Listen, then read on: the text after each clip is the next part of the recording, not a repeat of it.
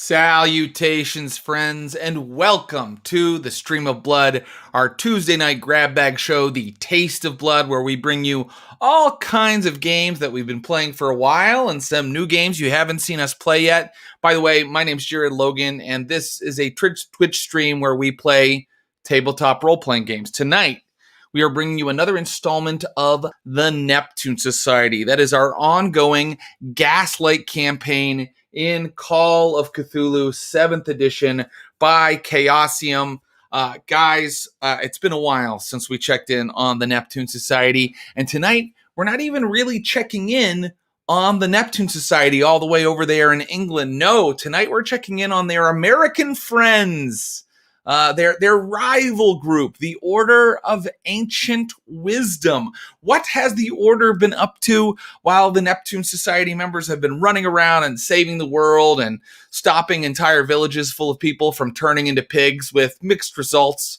What's been going on with the Order of Ancient Wisdom? Tonight, we're going to find out, and I'm really excited because we have some of the strongest, best players that we've ever had on the stream.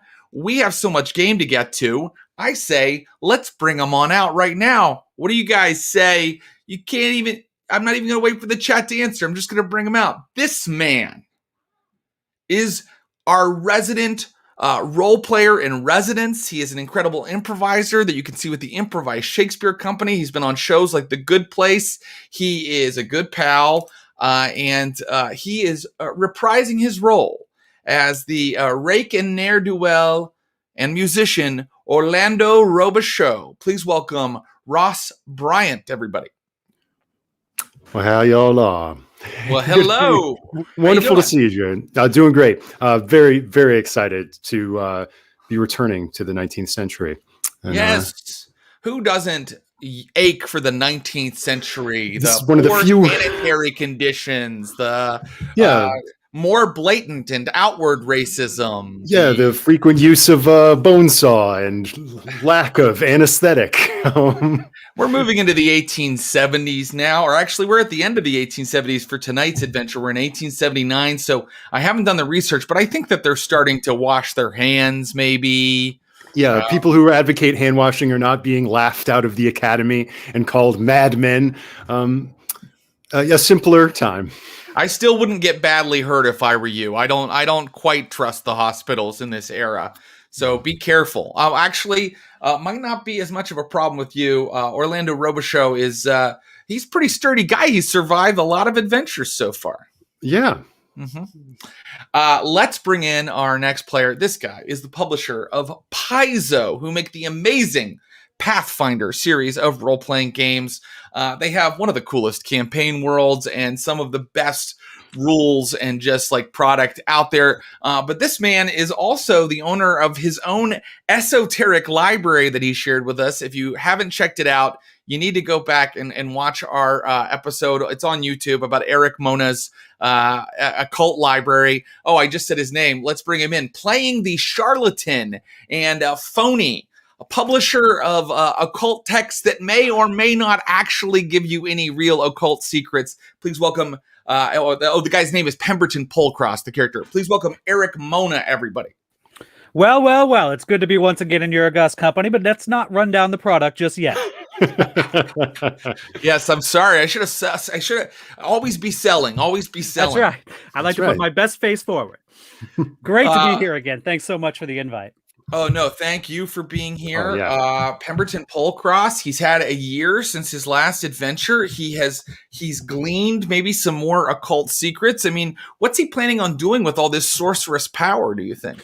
Well, I think there's a couple of places he could go with it. He could focus on self-improvement. You know, it's all, after all, about sort of ascension, going to the next level of development. And that's very much in his plan. But, you know, what's the next level of development if you're wearing a shabby suit? You've got to kind of ascend economically as well as sort of spiritually.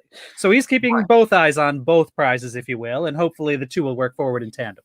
He's trying to climb that pyramid on the back of the dollar bill, is basically what you're saying to me. I like to think of it more as a ride on a magic carpet, a greenback. Beautiful. Well, good luck making some money tonight. I love that as a motivation. Sometimes to worship at the temple of the Lord, you also have to worship at the temple of Mammon. Indeed, you do. Absolutely. And finally, we're so really happy and delighted that we finally got this man on our stream. He is the game master for Dimension 20. Who do incredible work in the same space with beautiful production values and incredible cast members. And he has agreed to be here with us tonight, playing an academic with a particular specialty in runic inscriptions named Professor Jorgensen. I believe it's Frederick Jorgensen. Please welcome. We're so happy to have him. Brennan, Lee, Mulligan, everybody. Woo! Woo! Hell yeah! Thank you so much for having me on Stream of Blood. Of course. Thanks for being here. Yes, I will be playing Professor Frederick Jorgensen, who, sorry, my camera has gone far. I think the accent did it. It was so good. It threw the camera off. I am not a man of many words or of charisma, but I am happy to be here to perform academic studies regarding the Norse Futhark and the ancient runestones that populate the Scandinavian and Norse countries. So thank you for your time. Thank you so much for being here, Professor Jorgensen, forgive me. You know what's really got me nervous right now is it clearly Brennan learned how to do a Danish accent before this, and I did not. So Brennan's going to be pulling out a Danish accent, and I'll be pulling out something that sounds like a cross between Swedish Chef and a Scottish man. It's okay, because the energy's going to be there, everybody, and that's what matters. Are you guys ready to play? Heck yeah. Yes. Well, then, let me begin with this intro. On the eve of the Civil War, Orlando Robichaud, the rake, musician, and impresario, was sucked into another dimension where he received communications from the secret masters, instigating him to go out and seek out the hidden secrets of the earth. He recruited the charlatan and sorcerer Pemberton, POLCROSS, and together they formed the Order of Ancient Wisdom, and they scour the earth, but right now just North America, looking for signs of the passing of the old ones. Out of the way, pal. This is the Order of Ancient Wisdom, and we begin tonight by explaining that, Professor Jorgensen, you have recently been visiting Minnesota in the United States, where they told you that they had some evidence of your great theory. Would you just very briefly outline your great theory for everybody? Professor Jorgensen has a theory. The theory essentially, first of all, I would like to say, because there was some earlier conversation, that I am a proponent of germ theory, which has been demonstrated to be correct. It is essential. Many cultures other than those in the West have been practicing the bathing arts for centuries, and I consider myself an expert bather. I would also like to say that the theory I have come to North America to study at university is that the first European contact with the continent of North America did not occur in 1492, as some like to claim, with the discovery of Christopher Columbus, but instead many centuries earlier with the arrival of Erik the Red. There are descriptions of a land across the waves that, while they border on the mythological, can instead be understood to be quite historical, given the context. Yes, unfortunately, the stories and evidence you were promised in Minnesota yielded only fakes, forgeries, and hoaxes. And so you have returned back to a civilized country of Chicago, Illinois, hat in hand, if indeed you wear a hat. And that is where you are greeted by two men who asked to see you while you were right after one of your guest lectures at the University of Chicago. Two men, and perhaps we can bring up pictures of those men on screen. One is a swarthy individual with a lilting southern brogue. He looks like he might be a rogue or a a man who has spent a time in the dirtier and more wayward districts of the city. This man who introduces himself as Orlando ROBICHEAUX, and another man, a man whom, how can I describe him? Well, let's throw his picture up. This man introduces himself as the publisher Pemberton POLCROSS. Yes. And they very much want to speak with you. And the first thing that they do, I'm putting a little bit, I'm getting us rolling here, gentlemen. The first thing they do is they put a pitchfork, an ordinary pitchfork, the kind you might see on a farm out in the country, down in front of you. It's made of wood. However, there are runic inscriptions running down the length of it, all the way to the tip, from the point to the tip. And they are very interested in your opinion of these inscriptions and this strange tool. And I will tell you how they have procured this tool. Orlando ROBICHEAUX and Pemberton POLCROSS, your group is growing. The Order of Ancient Wisdom, people have read the books of Pemberton POLCROSS, and so they have become adherents and have subscribed by mail to learn more about your incredible your incredible order that can teach them the wisdom of the ancients. And you were contacted by a brother in Kansas who sent you in a very strange wrapped parcel this pitchfork, along with the following letter. My elder brothers, you instigated your fellow seekers to look for signs of the masters. I believe I have found evidence of their passing here in Winfield, Kansas. The item I have enclosed was made by artisans in a community near here. Note the inscriptions on the fork. A form of Atlantean? Question mark. Since purchasing this fork, I have had 3 dreams about it. I believe it is a clue to the latter. I beseech you to come to Winfield and we may investigate further. Yours in wisdom, John Bender Jr. And so that is why you have brought this fork to Professor Jorgensen, and you all may investigate the fork as you will and talk to each other starting, okay, now. Gentlemen, thank you so much for availing yourself of my person. I trust that you've come by this pitchfork in some sort of archaeological dig, or it was brought to you in some academic context, no? Academic indeed. We represent a society of fellow seekers and delvers into the gulfs of history. I myself, as a acolyte of Euterpe and her 8 beautiful sisters, and something of a classicist myself, Mr. Jorgensen, my temperament, I believe, skews slightly more Mediterranean than the frostiness of your own. But I'd be curious to know if you can make some sort of rudimentary translation of this.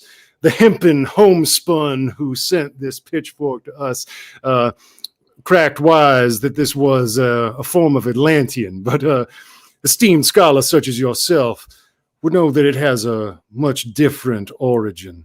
And I'd be curious to know what your thoughts were. Yes, where did you say that the pitchfork was recovered? I'll start to examine it and make, I guess, either a history or some other associated check. Where was the pitchfork recovered? No other but the eldritch and occulted realm of Kansas. Ah, yes. The famous location of Lost Atlantis, west of the Mississippi. I am very aware. Though your tone does not betray it, I know a joke when I hear one.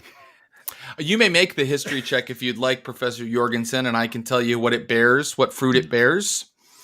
The roll on the die is a 73, which is quite high, unfortunately. Okay. You don't get any kind of historical context for this unless you'd like to kind of push the roll somehow. In 7th edition Call of Cthulhu, you can do something, some kind of action that makes you try harder, and then you can push it to see if you succeed. If you fail the second time, something bad happens. So would you like to roll again, or would you like to try a different tactic? I think I would like to try a different skill, actually, if that's okay. Yeah, absolutely. I got 2. You know what? I'm gonna run down 3 skills here. I got archaeology. I have art and craft carvings. Oh, and then the last one I have is occult. Let's go art and craft carvings first. Sorry to jump in so abruptly, guys. He's 3 points away from success on his history roll. So luck. Would you like to get? Would you like luck? Would you like luck? And spend that luck. In general, I love luck, so I would really appreciate some luck. Yes. Thank you, Secret Keeper Clinton Trucks. So this is an even easier way for you to get a success here. You can spend your points of luck. Sometimes I might ask you to roll luck. You have to roll under your luck, and however much it's gone down, you have to roll under the new number. And you can spend up to 10 points of luck on a turn. That's my rule. I don't like it when people spend 50 luck on a roll. So 3 points will give you a success here. And I think that feels worth it to me. I got 34 luck. Let's go down to 31, baby. You go down to 31 and you just happen to have the right book sitting in front of you on your desk. Suddenly your memory is sparked by something and you throw open the book and you kind of page through it and you find a very old kind of rubbing that has been printed into this book. This tool bears a very strong resemblance to an object that was depicted on a stone that was found in a field in Sweden in 1844. In the carving, this fork is held by a king or a chieftain who they never identified the figure in the carving. But I can tell you that this pitchfork, it's not quite a normal pitchfork. It's got kind of like a little bit of a weird curve to its tongs. It's got like the center of it is like a little longer and pointier than you might expect. And it looks exactly like what was found on this stone in 1844. Gentlemen, I will reveal to you now that the pitchfork you have kindly exposed to me bears some passing resemblance to historical antiquities of great interest to my field of study. Normally something this central to my efforts in terms of academia would raise suspicion. However, the thought that some rubes in Kansas would be well acquainted enough with ancient Scandinavian occult runes to bamboozle me thusly is in itself hard to fathom. I would be greatly interested to know more of whence this pitchfork came and of the circumstances of its recovery. You see, Mr. POLCROSS, we have made a fortuitous choice in our selection of a fellow traveler. Why, it certainly seems that way, ROBICHEAUX. Yes, indeed. I would, indeed, it causes goose flesh to break out upon my person to think that some shard of the ash tree of Yggdrasil is currently being used as a hay baler by some dingbat and hooplehead down in Kansas. So a person of your expertise might be able to make identification of further artifacts if indeed they are there to be found. Very well. I will have you gentlemen know that my services may be acquired for an extremely nominal fee. Can I make a quick library use check to see if I'm aware of any book that the good professor has written, like a title? I want to try to butter him up a little bit. Sure. Yeah, library use works for that. I got a 45 out of 75. Sure. So, you're aware of the professor's monographs and his theories. Absolutely. So, Brennan, what would be a name of one of your monographs? I would say an early monograph would be The Futhark and its discovery in its use in the provinces of Vinland. Okay. I will say, a consultation by the great intellectual behind the Futhark and its the Futhark and its I can't read my handwriting. Anyway, and its use in Midland. Pemberton POLCROSS completely butchers the name. Yeah, I'm like, you're the one who wrote the Vinland Chronicles. Why, that was passed to me at the Publishers Society in Sphere City. That's quite an amazing piece of work, and we're honored to be in your company, sir. It's as a musician myself, I am familiar with the flustered nature of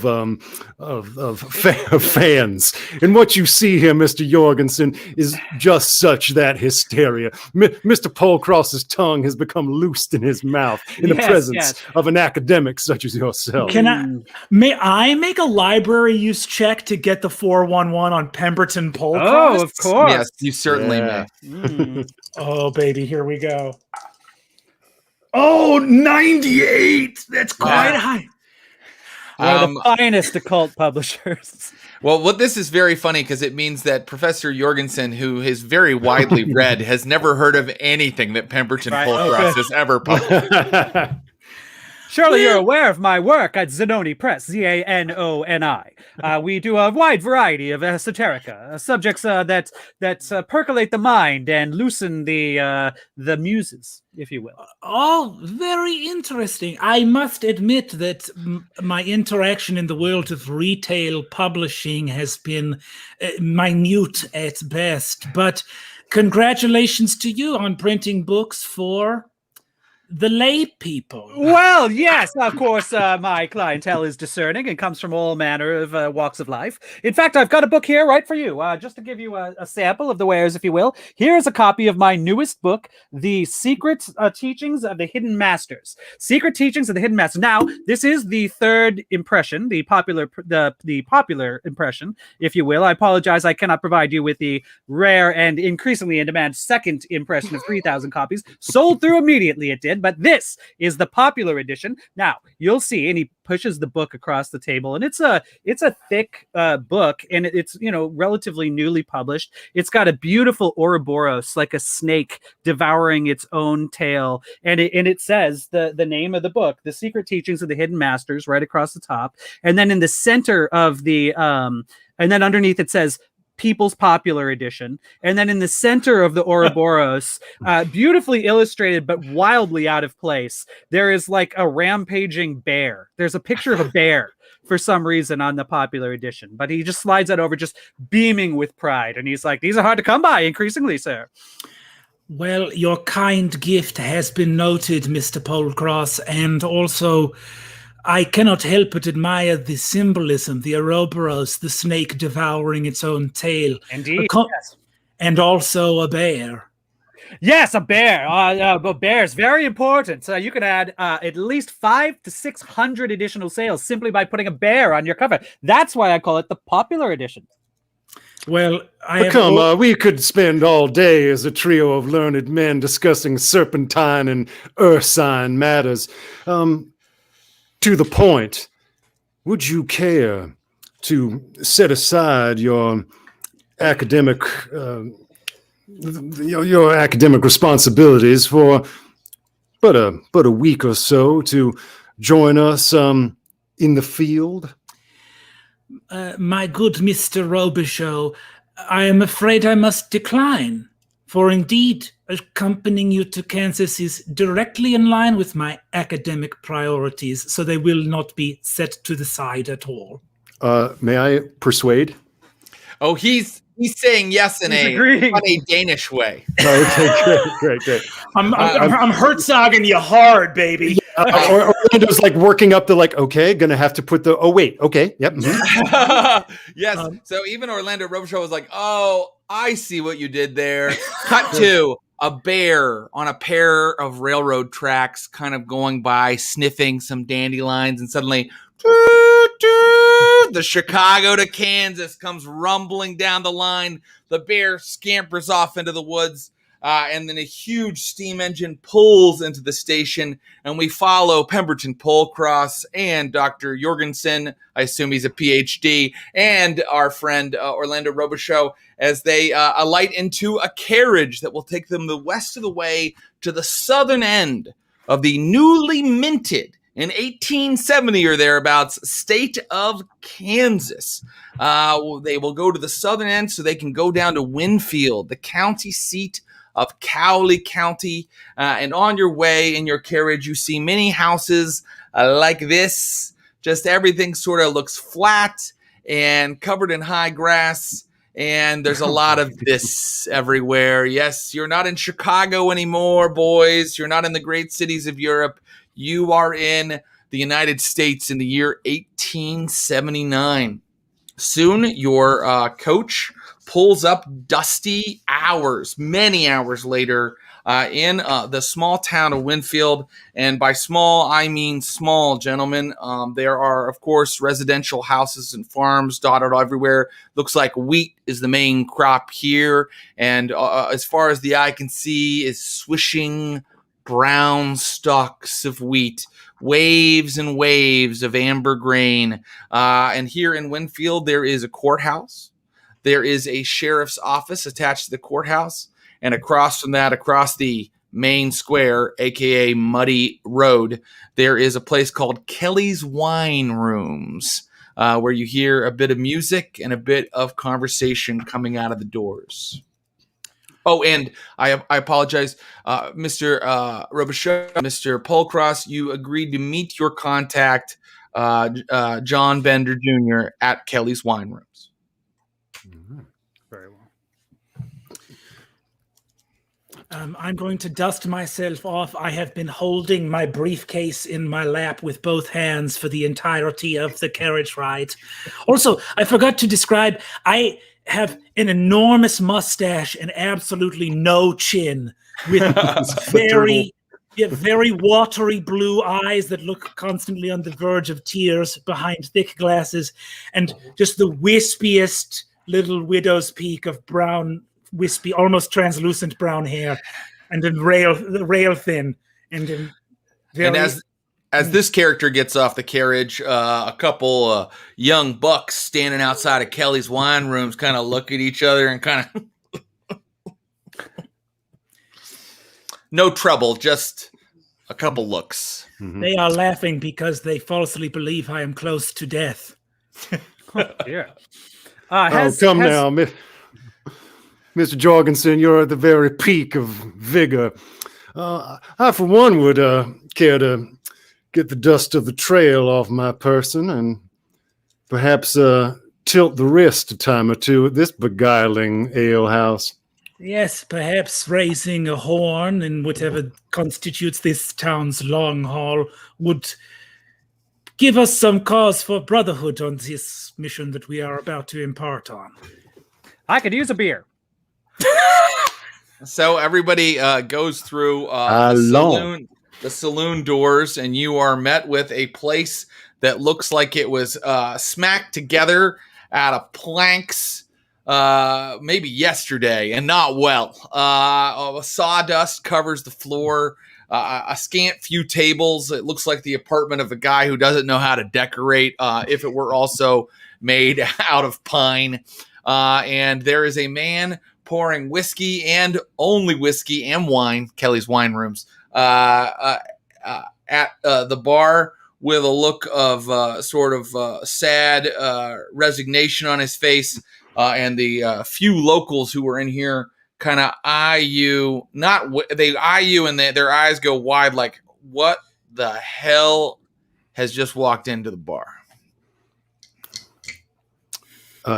You had mentioned music. Is there anyone playing? Yes, sir. So there is let's say there's a player piano in the corner, but clearly it has had some accident at some point, and it is a little off key, and sometimes that little strip of paper that goes through it is getting stuck, and the bartender's going, "God dang nabbit!" and he's walking back from back, and they're trying to like fix it and beating on it, so it's like tick, tick, tick, tick, tick, tick, tick, tick, and then he has to go fix it. Great. I would maybe approach this fellow in the middle of his exertions, and seems your player's tape is somewhat askew. Yeah, the fellow that sold me that cheated me.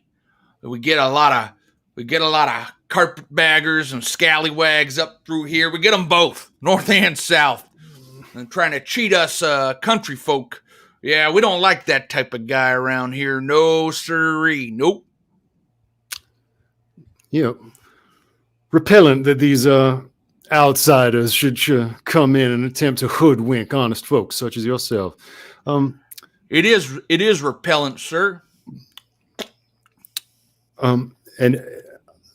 And I can, if this thing is like grinding to a stop, as silence descends, like, may I? And kind of take off my bag and pop open my violin case. Well, now I don't know as I don't want any sort of European music in here. Don't play any of that Italian stuff. The fellas don't like it. Well, I assure you, I am a son of Columbia, and I take and I'm gonna try to charm the throng by playing. Let's do it. Give me a music roll, a play violin roll, and if you can get it hard or extreme, then you'll have more of an effect on them. All right, let's see. Oh, okay. All right, I got it, but I didn't get it hard or extreme. Okay. Pretty soon, people are having more fun. It's not like a sad funeral anymore. People are kind of hitting their whiskey and kind of talking more animatedly. Oh, go ahead. Actually, can I make it? Do you want to push it? Is that what you're asking me? No. I was like, is this worth the luck spend? But it's too much. I can't do it.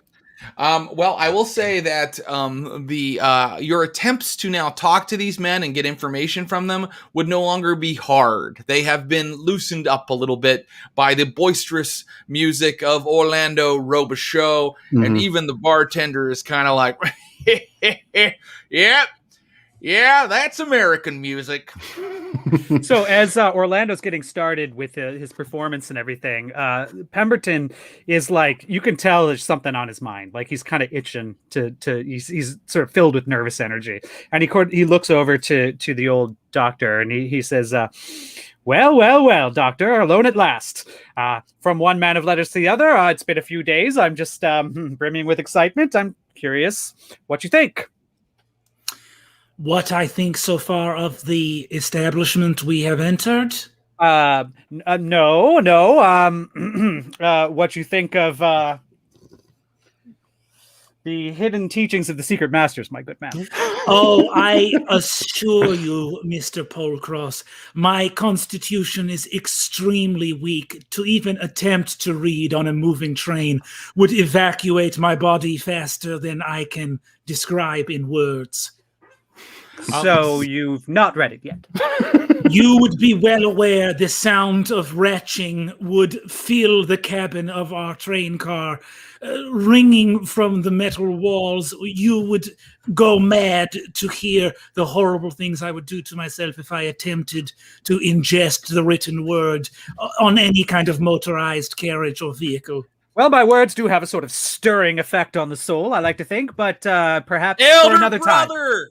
Suddenly, a man with a mustache, he looks like another Okie, dusty from the road, comes walking in and throws himself down onto his knees in front of Pemberton POLCROSS and goes, "Elder brother, one who follows the path of the ladder, greets you. It is an honor."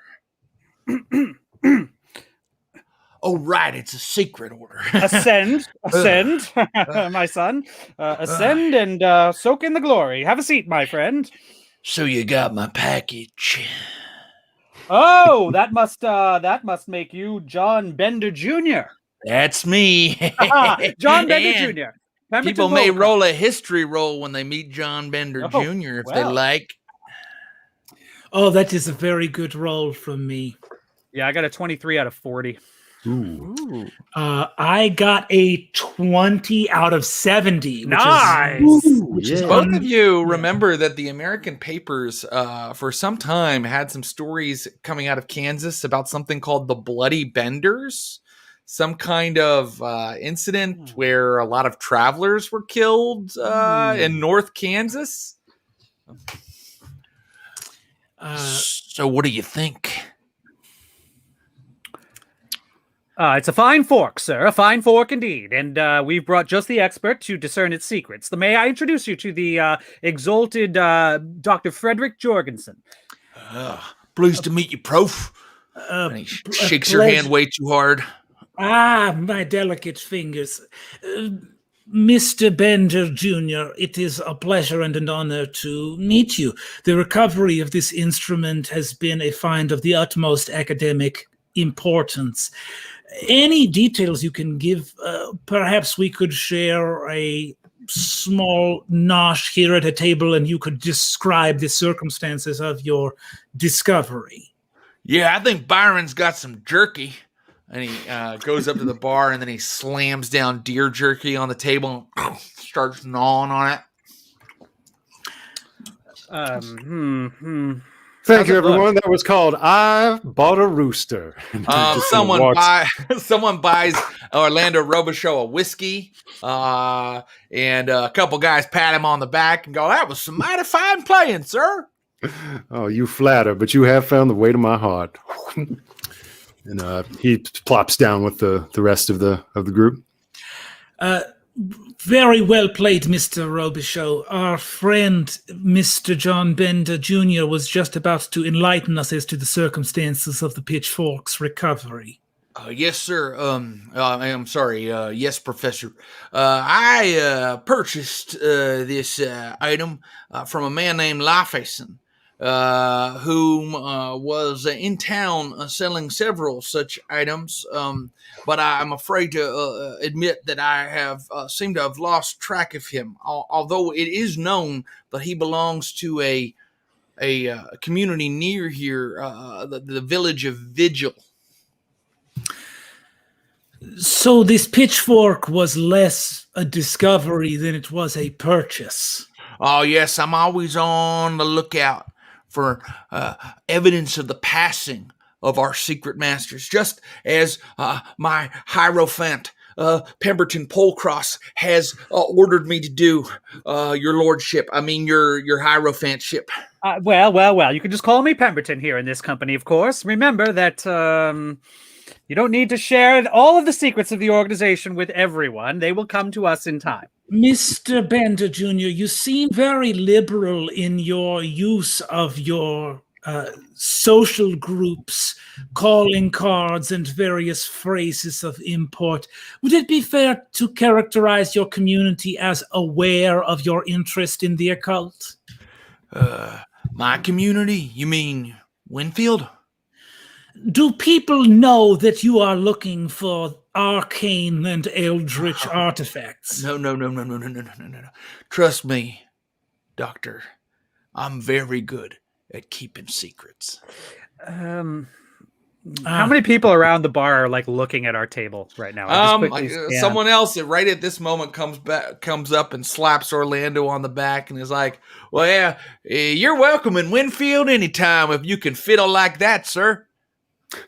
Well, if the winds blow me this away again, then I will favor you once more. I hear this is a rather windy province. That it is. Sometimes we get our share of twisters now and again. So you may continue to question Mr. Bender.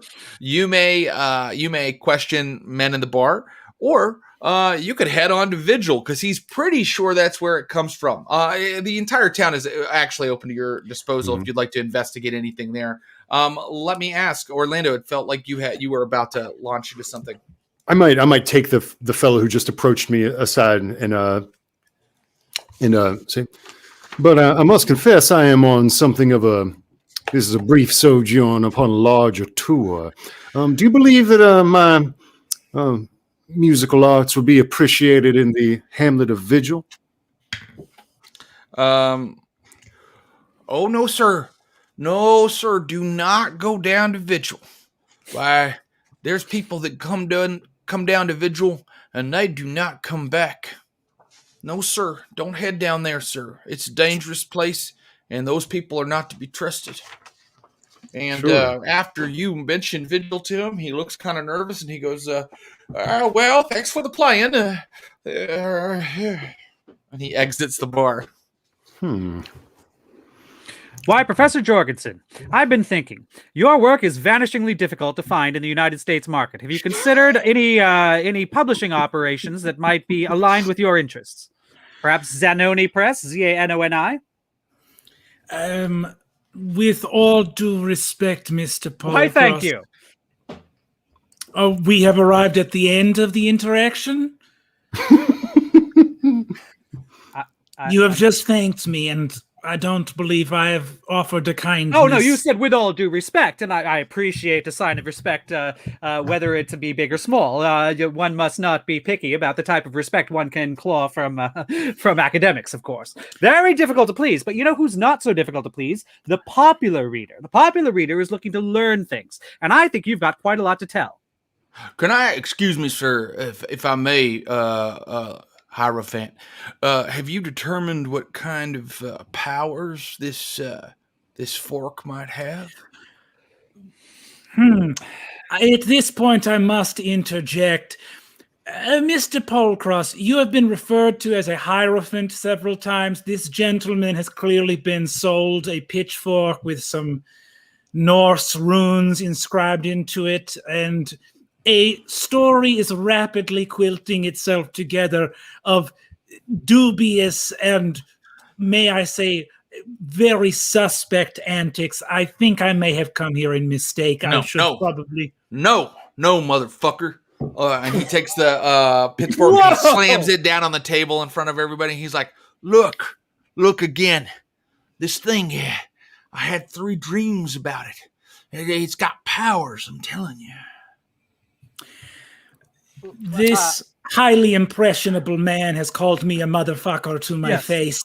I apologize for that. Mr. Brennan, you must understand that you represent not just the town of Winfield, but in fact all the United States of America. We must hold a welcoming hand out to our guests from Europe. And I apologize on behalf of our people, on all of Columbia. And it won't happen again, right, Brennan?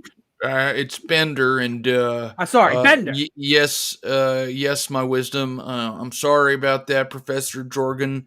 And here you can have some of my jerky. And as for this Hierophant business, you know, Kansans.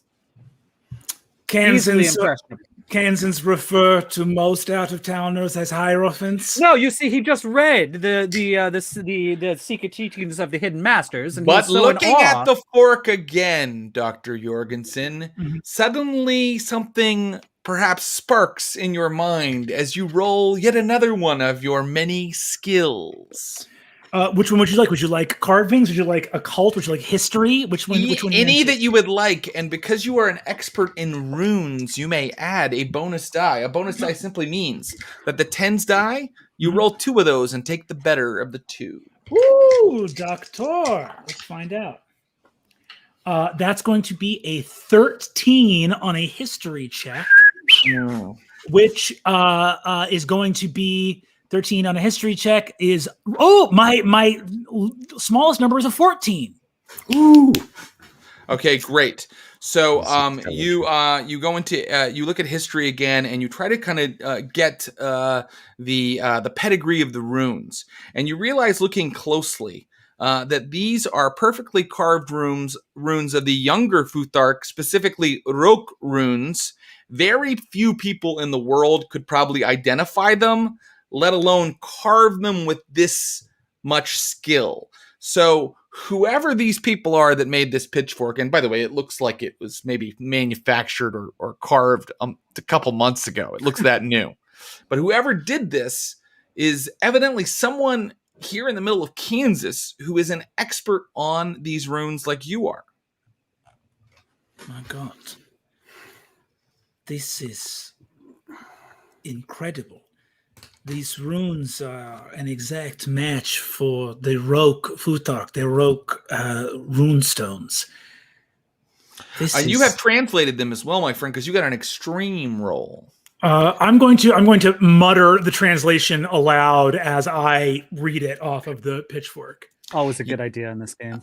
Yes, and what you realize is that the runes identify this as swaying one,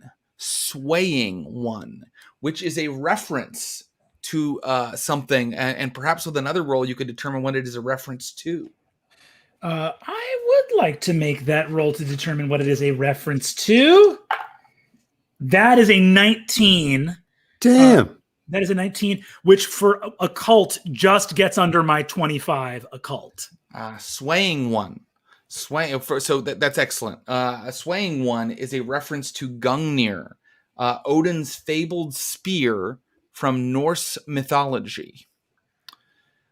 The spear of the Allfather, cast to determine the victor of battle, and by the opposite side of the coin, also those doomed to death. This... Yes, Mr. Polcross. I just see the excitement on your face. Could it be true? Is it in fact Atlantean? Yes, so about as far from Atlantis as you could care to get. Atlantis... Lemurian, then? Mr. Polcross, as a matter of academic concern, this appears to be true evidence. Continent of Mu. Okay. This actually is very exciting, and you are not going to create a storm around my group communal march. So thank you very much. Please, Mr. Polcross, Mr. Jorgensen was holding forth as to his theory, and I would like for one to know what has made your already waxy pallor become nearly translucent in shock. Yes, the more excited I become, the paler my skin becomes. Your skeleton is nigh visible behind the flesh of your visage. More doctors than you can imagine have given up figuring out what that is. This pitchfork bears the markings of Gungnir, the spear of Odin Allfather, Wotan to the Germans. These markings, Hierophant or no, Lemuria or no. Or no. If no, probably. We can probably bank on no. Right. These runes, if this pitchfork is legitimate, which seems to be that is the case, this would be proof positive that Norse explorers had made it as far inland as west of the Mississippi River, centuries before any following Christianized European contact would have occurred with the New World. And after I got it, I had a dream about the man that sold it to me cutting a woman's hair while she was asleep. So that's something you could talk about with your priest or family members. No, man, I'm telling you, that's what lets me know that it's got power. And now I'm going to ask, would people like to head to the community of Vigil? Is Dr. Jorgensen motivated to do that? You don't have to. You could also look around town or talk to some. There are still people in the bar, but it is now getting late. It is now getting late. We need answers, and John Benta Jr. has none. Yes, though I have been warned as to the nature of the inhabitants of the community of Vigil. Tell me, Mr. Bender, will we be safe? Yeah, you'll be safe. I mean, at least with me around. And he pulls out a Bowie knife and he's like, I'm pretty good with this thing. I've got one important question as well. Really, two. Any high-quality bookstores here in Winfield or in Vigil that you're aware of? Who might be interested in making bulk orders, that sort of thing? No, my wisdom. I'm afraid not. I mean, that's why I've subscribed to your mail order service. Yes, and we do appreciate it. 4 or 5 more issues, and you'll get a special pin. Oh. Yeah. A lot of people. They're very popular. It's on our Exciting. second printing. We're out of our first printing of pins, you understand. And now that the popular edition is blah, blah, blah, blah. Cut to the next morning. So the next morning has dawned. You guys can decide individually how hungover you are. And it is time to move on out into the town of Winfield or even to Vigil. I will allow you to walk along the dusty street singular of Winfield and decide what your next action is. Gentlemen, I believe that a nice early trip to the town of Vigil will yield hopefully some results to find whoever sold this item, which we know is just one relic of perhaps an unwinding of the cultural contact that must have occurred in this region. Indeed, it would seem to me that time is of the essence, and while we have been warned that dangers there abide, how can we have cause to fear when protected by Mr. Bender's knife and the veritable spear of the Wanderer? Well, follow me. Ain't no coach goes to Vigil. You gotta walk there. And he starts kind of hoofing it down a dusty road. Dr. Jorgensen, it's exciting, is it not, to have all of your suspicions confirmed after long years of study? To see the things that you have long suspected become manifest in your hands? Mr. POLCROSS, I cannot deny it. I know that I have perhaps, you are a very eager gentleman, and I know that I have a difficult time rising to meet your level of enthusiasm. But yes, at this moment, my humors are very peaked, and I find myself, if I come across as a schoolboy, rather chuffed. One step at a time, Doctor, but always forward. Always toward Yes. enlightenment. Snow flurries begin to fall as you walk to Vigil, and you realize how late in the year it is. In fact, it is a scant week or so until Christmas Eve, but plenty of time to wrap up this little adventure and get back to Chicago or points east. You're walking along the dusty road, and suddenly the town of Vigil starts to loom up out of the flat land. You can see it far ahead of you through the clouds of lightly falling snow. It is even smaller than Winfield, if that can be believed, with no very tall buildings. There are, in fact, what looks to be a long hall in the middle of it. There is what looks like a schoolhouse, and then assorted small shacks, and they are shacks kind of surrounding all of that and kind of scattered about in a ring. And as you get close, you notice that many of the little shacks are decorated with mistletoe. And as you approach, I think something else happens. Let's see what else happens. Here we go. I'll roll a die and we'll find out. Very good. You see a wagon maker or someone repairing their wagon, banging on kind of a very simple old wagon, and he looks up at you when you approach. And he is a very beautiful young man with long tresses of blonde hair and piercingly light blue eyes. And as you approach, he smiles at you. And now you can see some of the other town folk of Vigil kind of moving around behind him. And we can kind of see some of those town folk that are kind of like, moving around, going about their daily business, moving eggs from one house to another. Let's see what they look like, Mr. Secret Keeper. As this blonde-haired gentleman kind of stares at, there they are. And when they see you coming down the road, they smile at you pleasantly. And so does this man. And he goes, welcome. Hello. Hi. And he hops down off of his wagon. I am Ing. Ing, it is a pleasure to meet you. I speak to him in Danish. Say, are you from here, or have you immigrated?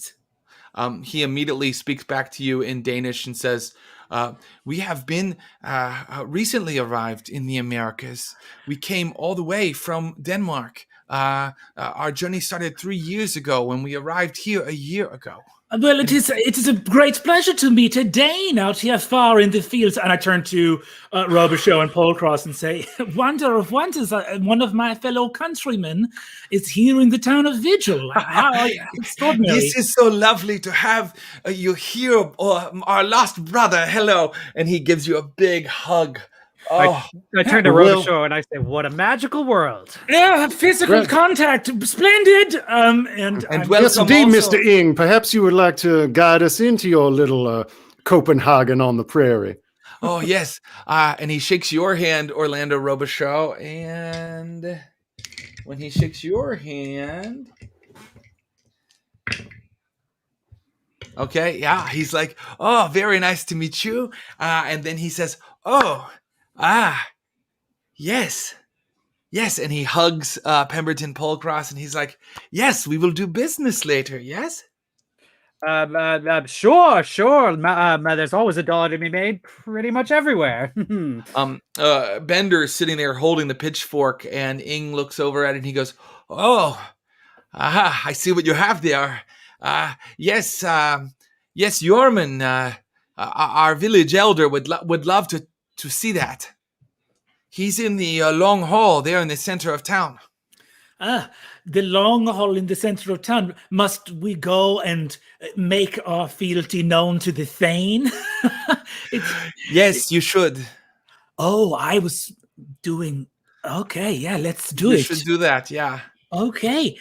Well, gentlemen, I'm going to turn to Orlando and Pemberton. This is extraordinary. We thought this town would be bad, but instead it is extremely wonderful. Everyone is so friendly. And Danish people, and there's a Thane in the long hall. This is incredible. And you may go wherever you like. The schoolhouse, the long hall. You may talk to the people, and you may investigate the entire environs. Walk around town. Great. I'll just follow. But first I noticed Orlando clocked that change in body language when his hand got grasped. And I just want to get like a read on Ing's vibe. He has climbed back onto his wagon, and he is working on it with great power.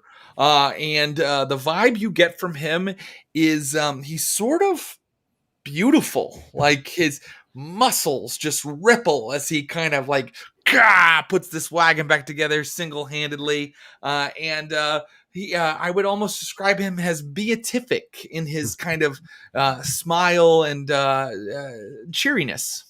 I have already this morning seen the spear of Wotail, and here I see Siegfried incarnate. It is like I am a Bayreuth on the plains. Yes, I have noticed that young man is beautiful as well. It is extraordinary to look upon his visage. It is an incredible achievement to look like him.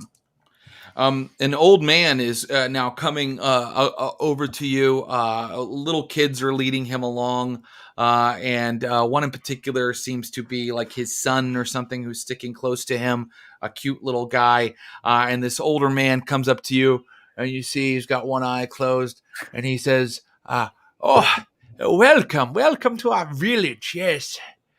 And he eyes you for a moment. And you may roll psychology if you wish. Ooh. All of us? Anybody who would like to. Yes, please. Not a great skill. I got 26 out of 10. Fail. Yeah, fail. No good. Okay. He's like, come into the long hall.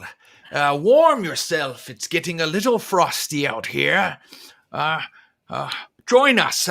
My wife, she's brewed some glog. I turn to Jorgensen and I say, that's got booze in it, right? I presumably, yes. All right.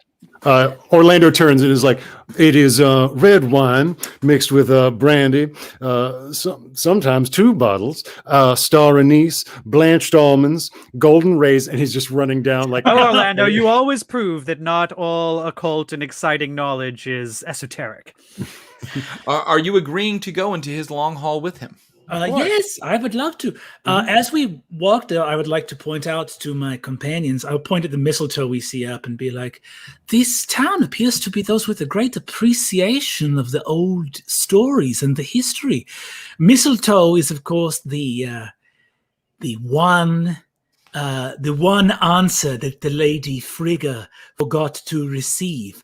She asked all beings in the cosmos in existence, never to harm the body of her beautiful son Balder. And then lo and behold, in a game of throwing darts, the blind god Hoder killed Balder with a piece of mistletoe, ushering in Ragnarok, the end of the world. Well, it's not surprising they'd hold to the old ways, what with being, Atlantean and all. And since everybody's sort of looking around town, you may make spot hidden rolls. Ooh. Yeah, there we go. Oh, nice. I did well. I got a 12 out of 30. You may check your spot hidden, and it is Pemberton POLCROSS who sights through a couple of shacks off on the flat fields, what looks to be out in the middle of a field of wheat, a ring of stones. I'm gonna tap Frederick Jorgensen on the shoulder, perhaps a little bit too aggressively, a little bit too excitedly, and I say, look, professor, it's like what are that rock circle from England right up there. Oh, does he point out these runestones to me? And Sure, it looks like he did. Yeah, look out there. Oh God, we're supposed to go pay fealty to the Thane. I feel like I maybe just dart out to the runestones really quick. Okay, you start running out to the runestones, and the Thane, Yorman turns around and is like, "Wait, no!" And the rest of you may do whatever you like. I'm gonna go with Jorgensen. Jorgensen, you ran out there. Would Orlando or Pemberton like to do anything? I hear the wait no, and like a bit early yet for being discourteous, and I'll see if I can catch up to Frederick and prevent him from breaking whatever taboo seems to be over these stones right now. He certainly is excitable. Already, we've hit PvP, only an hour in. And so, Professor Jorgensen, you may make a dexterity roll, and Orlando ROBICHEAUX, you may make a dexterity roll, and whoever wins. Great. I rolled a 20 on 80. I rolled a 23 on 47. Okay, so Orlando, you do get the upper hand, and you may describe with your success how you apprehend your friend, the professor. I think it's like I just kind of come up alongside and kind of come around, and I'm not like I'm not a very sturdy character, it seems, but like, come, Mr. Jorgensen, our host is beckoning you to the longhouse. I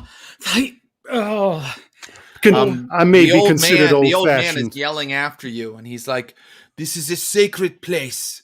It is not for all of you to run around in it. I'm sorry, no, this is not for you. Please forgive our discourtesy. Forgive our discourtesy. It is only the excitement of such a lovely place that beckons us thither. We will, of course, go to your longhouse to take advantage of your kind hospitality." And then under my breath, I'm just like, there'll be time enough for investigations such as these. And as I pass to Jordan, just give a little like. And in fact, Mr. Bender, John Bender, looks at you, POLCROSS, and is like, "You want me to take a little peek at them stones while y'all are paying homage to the Thane?" Why, I think that sounds like a capital idea. Why don't you do exactly that and report back to your master? He sneaks off. Let's see how he does. I'm not going to tell you, but I'll see. Okay, great. And soon you are inside the long hall of the Thane, and not to put too fine a point on it, Professor Jorgensen, it is almost a perfect recreation of a Viking long hall of like the 9th or 10th century. There is a big fire going, and the young boy that kind of accompanied the old man is stitching a boot in the corner as the old man brings you some glog and some food. And he is fish. He's brought you all kinds of lovely, looks like river fish or like lake trout. and he's sitting it down in front of you, and it's a fine meal and a fine warming environment.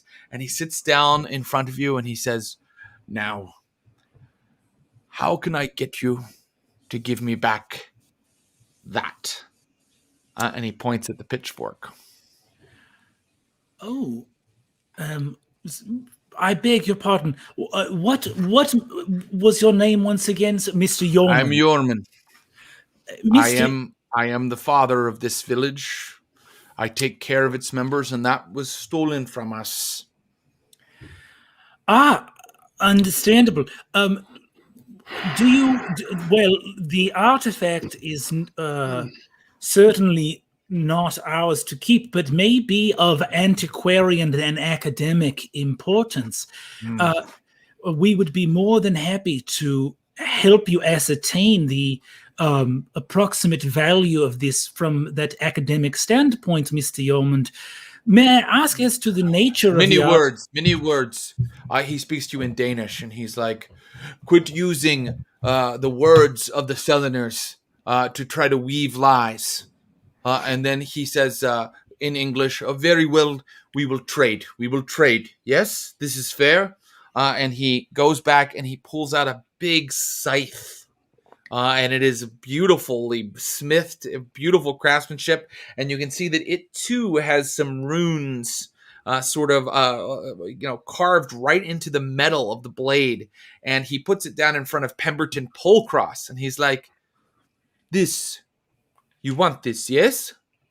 Well, that's very generous of you. A gift? No. A trade for... Oh, yes, a trade. And then Pemberton reaches down and pulls out his beat-up briefcase and just goes, "Poop, poop," and the two little locks open, and he lifts it open like Pulp Fiction style, and he reaches in as if, grabbing for a treasure of like myrrh or frankincense or something. No. And he lifts it out, and he pulls out, and he hands a copy, a fresh copy of a book with an Ouroboros circle on its cover surrounding a bear. And he says, "I will trade you a copy of the much in demand third popular press edition of the secret teachings of the hidden masters." That seems like a pretty good for a farm implement. Seems like a fair deal. No, I assure you, the it's almost fork. sold out, sir. For the fork, sir. Yeah, and he takes the scythe and he looks at you really closely, Pemberton, and he goes, "This belongs to you. Don't you see that this belongs to you? And that fork belongs to me." Jorgensen, give him the fork. Yes. Well, I'm going to take the fork. Well, first of all, John Bender's not here. I'm going to look around, and we're in a town with a scary old man with one eye and a massive scythe. I'm going to put the fork and say, I shall, of course, in good faith, place the pitchfork before its master on the condition that we continue to discuss the trade until we find an amenable exchange. The trade is this scythe for that fork. Roll your power, Pemberton POLCROSS. Oh, gosh, darn it. Oh, darn it all the heck. You drank the last time? Oh, my God. My power is, I hope this is not an opposed roller. I'm so screwed. My power is 80 and I rolled a 79. Well, my friend, you have succeeded in spades. And so you can feel for a moment the sort of the scythe calling to you. Oh man, I mean, Pemberton, he has a real thick skull to fight against these things. It's called tenacity. Yes, tenacity. And so you are in no way convinced that you must have it. You are listening to the professor's counsel on this. Do you wish to talk to them for a while longer? He will sit and he will talk to you for a while about anything you wish to know about. The fork's got Atlantean written on it. Is there Atlantean on this as well? Yes, there is. And he shows you the runic inscription on it. I kind of turn to the professor. I'm like, very well. We will make a trade for the... Yes, very well. We will make this trade. I'll take a little rune check on Great. the scythe. See what it says. Give me if you could an archaeology to decipher it, and do you mind giving yourself that bonus die so you might get better success? I don't mind that at all, actually. Not a success. Above a success. Okay, no problem. So would you like to push? You would have to kind of take it into your hands and examine it closely. Yeah, I think I would. I think I will take it into that. Okay. Let's go ahead and try again, and you can use the bonus die again. Cool. And if it fails, what happens? Something bad. Right? Something bad happens. Something bad. So you basically come up and you kind of pull it away from the old man, and you kind of get the runes near the fire, you know, where they're kind of gleaming and shining. And how did you do this time, my friend? Sorry, what skill was this again? I said archaeology. That's going to be another failure. Okay. Okay. Here's what I will rule.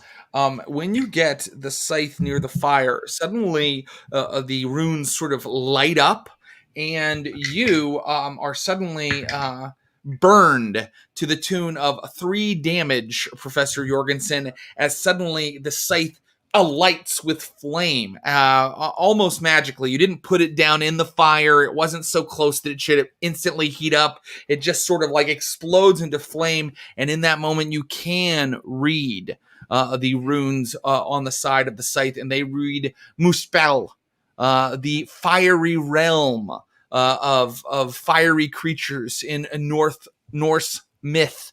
But Professor, your hands are kind of burnt, and Yorman runs forward and he goes, be careful how you handle it. Some sort of trick on the handle of that scythe. The name Muspel. This is once again. I require some salve or ointment for my burnt hands. Valdar. And the little boy runs and comes back with something that looks like mud but smells a little different, and he will apply it to your fingers. That's quite a scythe. Mm-hmm. Indeed. That would look good with our robes. Well, Thane Yorman, I have been badly burned by your exchange, but perhaps it is a punishment for the discourtesy I caused earlier today. Let me only say this, that we are happy to see your community made whole and all items returned to you. However, there are deep questions as to the nature of this community. Ask your questions. I will answer. Ask anyone. We held no secrets. We know why we are here. We know our destiny. Are the stones out in the field a recreation, or were those discovered by those Danes who immigrated to Vigil? Yes. 1,000 years ago. Our ancestors immigrated across the great Atlantic Sea and came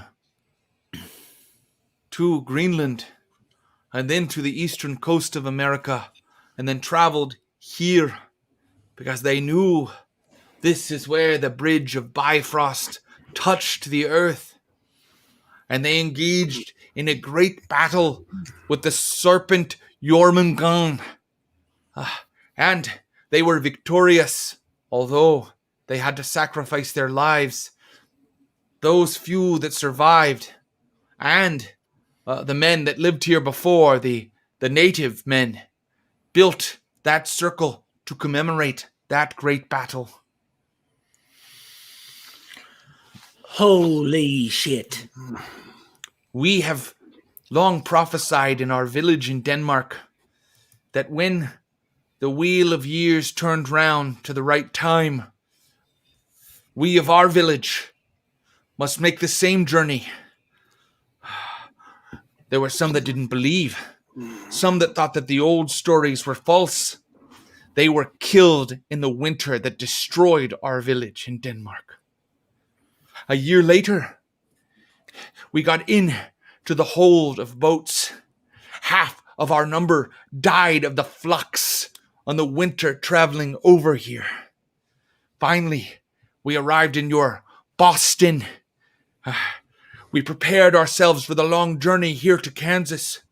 We were set upon by people who called themselves natives to America, English and Irish immigrants who beat us and robbed us and acted as wolves, but still we persevered. 3 harsh winters. 3 harsh and deadly winters, but we are here now, and we are ready to do what we must do. And when is this prophesied return of this most malicious and wrathful serpent that took the life of your ancestors? The records are unclear, but I believe it will be the Yule, the 21st, which is tonight. 3 harsh winters, you say? This is the length of the Fimbulwinter, no? Yes, very exciting. Thane Yorman, your kindness and wisdom in sharing this with me has filled my heart with meaning and purpose, and I weep for the hardships that your fellow villagers have suffered in their long trek to recover this ancient wonder. You hear gunshots outside. What the hell? Where is the other man that was with you? Come! And Thane Yorman throws open the door to his long hall, and you can see that the wind is really howling now, and the snow is moving more diagonal than it was before. And looking out to the stone circle, you can see a body laying there in the middle of the circle.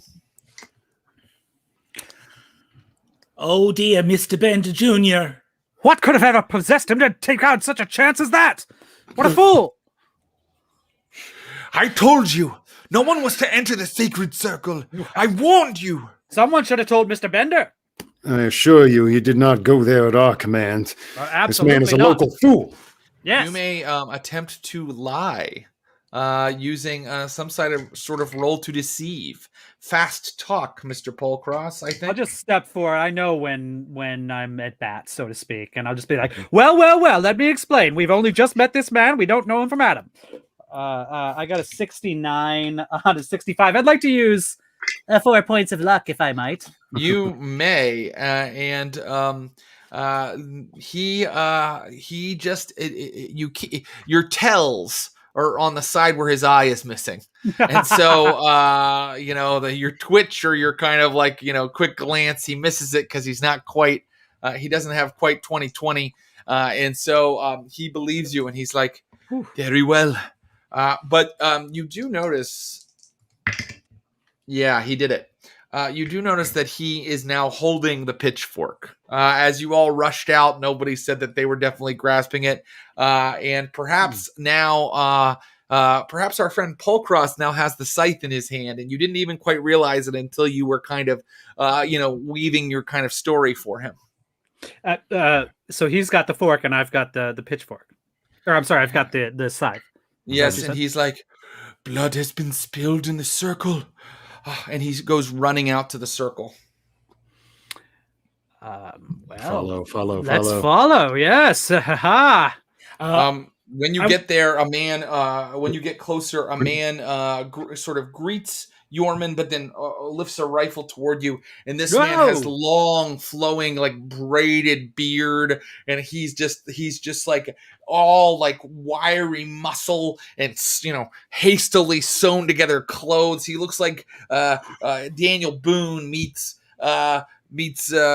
Thor, and he's pointing this gun at you. And Yorman goes, "Stay back!" And he's like looking down at the circle, and he's looking at the blood that has been spilled. However, they are sufficiently distracted for a moment that if someone wanted to kind of make a spot hidden to kind of get a good look at some of these runes from this distance, they could try that.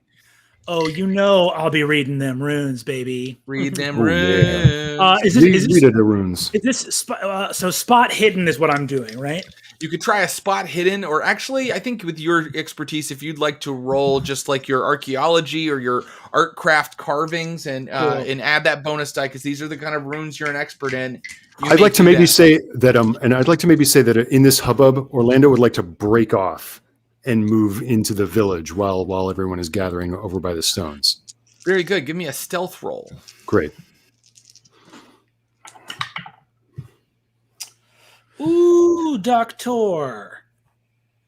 That's a 10 on carvings, which is like a super success. Ooh, that's nice. a super success. And so I can immediately tell you that the runes that you are reading on the sides of these runestones describe a bridge. They describe a bridge to the realm of the giants.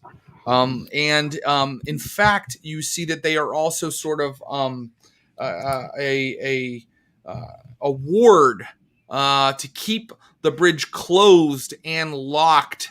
And then there's a lot of stuff about dates. Oh, but you got an extreme success. So you see that the dates on one of the stones are like, somewhere in like the 200 BCs, and then 879 AD, and then 1879 AD. These dates are somehow important. And boy, if you didn't have an extreme, you wouldn't be able to figure this out because it's done in like the old runic calendar and all of that. But definitely, it seems to say that this bridge will go through some sort of change, or that those dates are important to this bridge for some reason. The fact that John Bender Jr. is like shot, or like there's a guy with a gun point, all of that is fucking flung to the farthest edges of my mind. I'm gonna grab Pemberton and go, the stones, they are authentic. You understand? It's the realization of all your dreams, Doctor. All becoming manifest. Yes! Before your very eyes. And in fact, Dr. Jorgensen, you may now roll a hard intelligence roll if you'd like. Amazing. Ooh, I'm a very smart little guy. Hold on, here we go. Let's see here. I'm going to use 2 luck points, and we're going to push that over the top. Okay, great. With your 2 luck, and by 2 luck, I think that what happens is you realize that both of them are trying to save Bender's life. The two men, the man that shot him and Yorman, are kind of trying to wrap him up and like get the bullet out. And you are able to take advantage of how distracted they are to kind of run around the side and get a different look, because these are, of course, 3-dimensional things. And you are able to complete phonetically in your mind the inscription that opens or closes this bridge. And so I would like you to now write somewhere on your sheet, probably in spells known, bridge spell. Oh my God. Now, I promise I'm not trying to be a little dork here, but one of the things, I've only been playing this character for 90 minutes. Yes. One of the things we have established is that he does mutter what he's reading from runes out loud as he's saying them. Yes. I leave it in your gentle hands, Gamekeeper, what element of this he is or is not reading out loud. You must now, please for me, make a power roll. And let me know how that goes. Amazing. Let me first write down. I'm going to go ahead and write down here. Bada boom. Bridge spell. Okay. Power. Brennan, roll. as you're running around, do you still hold on to POLCROSS? Are you like pulling him with? Oh, I'm fully I'm like jumping from like reading it out here. This is the life's work. And I should also say that I made that stealth roll hard, so Orlando is gone. Okay, Nice. great. Would you like to tell me what he is trying to find or where he is going, or do you want to save that for a little bit? We can save it. Okay, very good. You can tell me in a moment or a little bit. So, my friend Jorgensen, how did your power roll go? Let's find out right now. Oh my God, that's a 6. That's an extreme success. 0-6 on the die. Please take 5 of your magic points away. Professor Jorgensen mutters the spell out loud. and suddenly, somewhere in the village, a cock crows 3 times.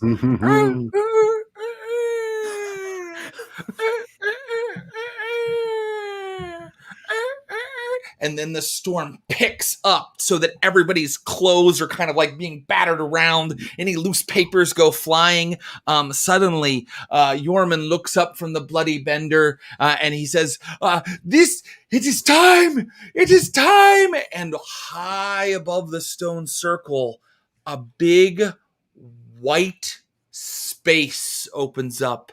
It is featureless. It is not sky. It is an absence of sky. And out of that absence of sky, out of that perfect circle above the ring of stones, suddenly black spheres start to fall. And now, I don't know where Orlando is in the town, but now all of a sudden, all of the villagers are running toward the stone circle. And I mean women, I mean little children, until soon you see that the circle is becoming, surrounded by the entire village of Vigil.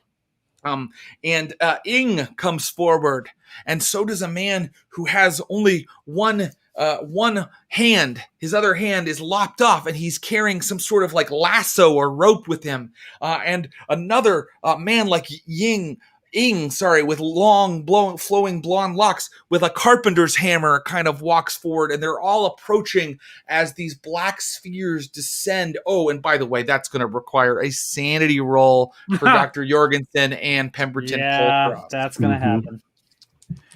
Okay. Well, let's find out more about what that is. So you want to roll under your current sanity, and you'll see that if it goes down based on your roll, if you say you roll over, you fail it, and you lose some points, each time it goes down, you still have to roll under the new lower value. And then there are other rolls to see how you are affected by the loss of sanity. Oh, your boy fails. That's an 82. Okay, great. Pemberton, how did you do? Oh, I rolled a 91.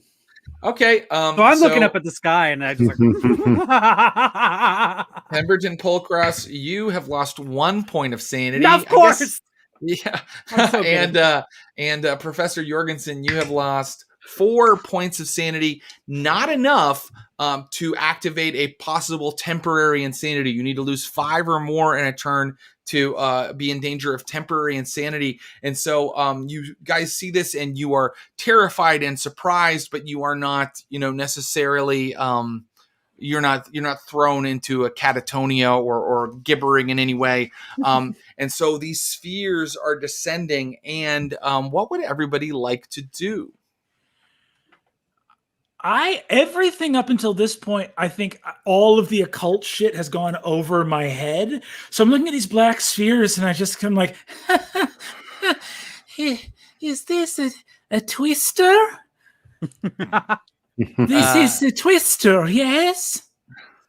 Pemberton POLCROSS, what would you like to do? I look up at the sky as these balls are falling down, and I say, Professor, it is upon us! You have taken your first step into a larger world! Enter the supernormal! And I just look up and I'm super excited, and I'm so happy.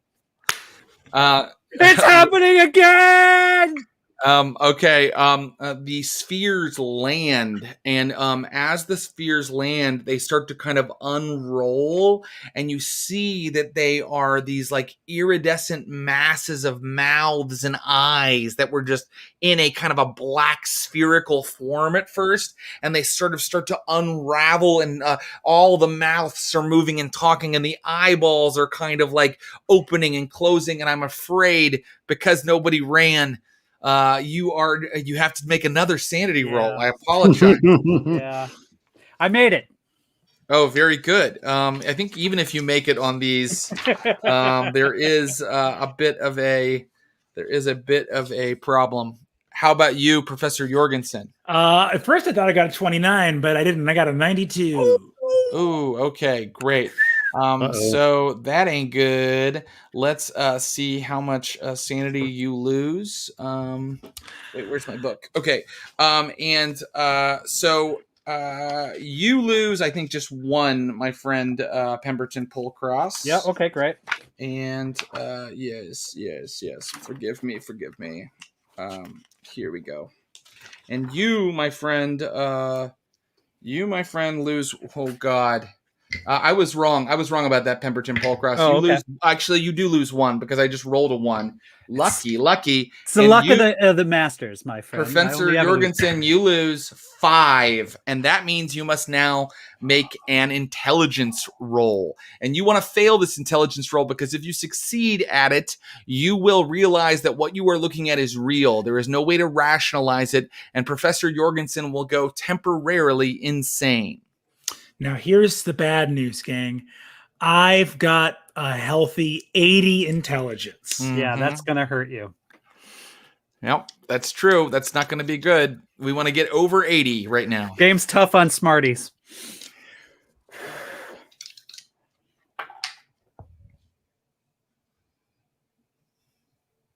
$82, baby. You did it. Yeah, Okay. 80 fucking 2. I don't know what's going on. No, it means that you still have control of your character. You don't go temporarily insane. I don't roll on the Bout of Madness table. Professor Jorgensen is still able to do things. And so now I will describe the actions of the townsfolk. The townsfolk start moving in, and you notice that all the little kids and little girls and some of the men are chanting a spell or a chant that it does appear to be, ancient Scandinavian language, and you recognize that they are, commanding these things to be bound, to stay where they are, to be imprisoned. Yes. And as they do that, the creatures start to roll. Yes. The creatures that look like that start to kind of roll back up into spheres as the townsfolk command them and admonish them in the name of the All-Father, in the name of Thor. They command them and they admonish them. And that is what is happening with that. And you all may make another action. And if Orlando ROBICHEAUX wants to come back in at any time, just let me know, gentlemen. But there he is. Orlando, do you want to do anything? I think yes. I think Ing is standing near in this mass, right? He is standing in this mass, yes. And he's a strapping lad, yes? He is a strapping lad. That is correct. Ing breaks off from speaking and grasps the trident that Yorman is holding and is pulling it out of his hands. You mean Orlando is going to try to do that? It's Ing. Oh, it looks like Ing. Yeah. Okay. Very good.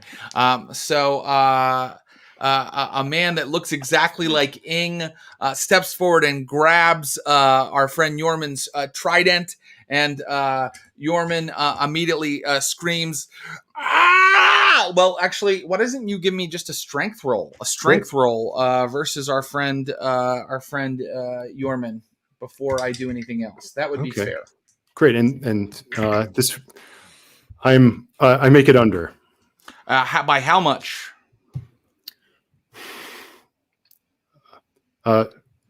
50. Okay.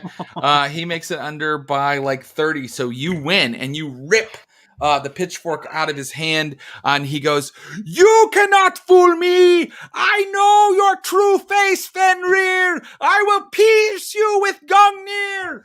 Fenrir!" Plunge the trident into the face of this Yes. into the eye, the eye. Okay, yeah, let's start doing in Dex order and kind of get into a real combat order here. So, what is Professor Jorgensen's Dex? My dexterity is a 47. Okay, and what about you, Pemberton Polcross? My dexterity is 49. And how about you, Orlando? It is currently 40. Okay, and great. So I'm going to say that was a surprise attack and a very successful one. So you may go ahead, and you have done that, Orlando.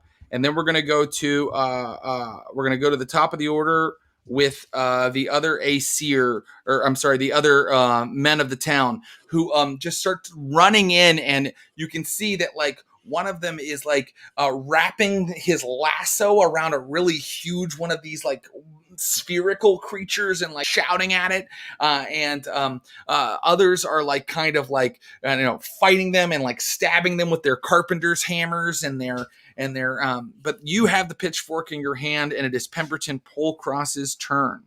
Okay, Pemberton Polcross is not a look of not quite fear, but confusion sort of comes over him, and then in a moment of decision, once he sees the Ing stab the Jorman, he reaches into his briefcase again, and he pulls out a book, and he looks at it, and it's the secret teachings of the hidden masters, and he throws it aside, and he reaches back in his briefcase, and he pulls out a smaller, much older book. And he opens the book, and Jorgensen standing next to him probably sees the title page, and it says "The Stanzas of Dizyan" on it. And as he reads it, he starts intoning ancient words out of the book, but he doesn't seem to be aiming his attention at these weird creatures, but rather at the townsfolk. And he starts saying like, "This is a world of peace. Lay down your weapons. Then in the name of Adonai and the Elohim," and he starts weaving in all these ancient words for gods. And he says, "Cast your ancient Futhok aside and delve older even than Atlantean. I speak the language of Senzar." And he is speaking in the ancient language of the Book of Dizan. And he's attempting to cast a spell called Words of Power. Words of Power. Yeah. So he must spend 3 magic points right now, and then he can make a charm or persuade roll right now. All and right. if that is successful, the spell is cast. I think I'm going to go with Persuade. Very good. 25. My Persuade is 40. Okay, so you now lose 1d6 sanity points. Well, sure, that's going to happen. Here we go. 3. You're rolling very. I'm rolling very low sanity loss for you. And suddenly the townsfolk stop shouting out their binding spells and all turn and listen to Pemberton Polcross, who's giving sort of a carnival barker type speech to them. And they're paying attention to him instead of the battle. Throw down your weapons. Embrace the masters. They have come for you at last. That's terrifying. And now it is Professor Jorgensen's turn. Okay, so the guy's son just stabbed him in the face with the pitchfork. And then Pemberton Polcross got everyone who was doing this thing. I am going to. This is such a funny thing. Keeper, yeah, is based on your understanding of sanity rolls. Mm-hmm. Do you believe Professor Jorgensen, with this immediate exposure to eldritch horror, has accepted it, like when Pemberton was like, "Behold the supernormal"? Has Frederick Jorgensen been like, "Yep, magic's real"? Or based on his sanity rolls, is there still part of him grappling to make this make sense? Like, what do those rolls mean? Well, he failed that intelligence roll by 2 points, very, very razor's edge, which means that I think he has still rationalized this somehow in his head. And he thinks, just to throw some things out there, that somehow he has maybe been chemically caused to hallucinate, or perhaps he is having a dream.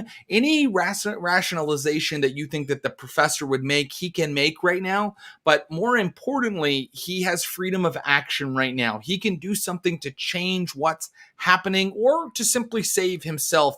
And so I ask you, Professor, what does he do? I'm going to reach. Professor Jorgensen is flickering back and forth between just sprinting into the winter storm and just getting the fuck out of here. But I think there is a deep romantic part of him that did not study these legends for 100 years to not do something.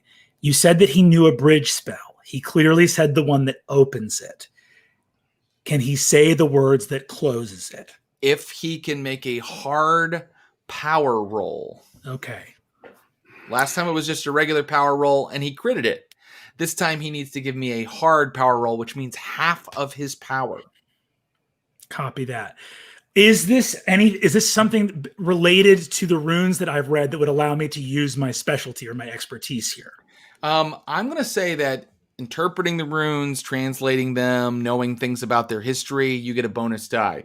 Casting a spell for the second time in your life, this time on purpose, no bonus die. Here we go.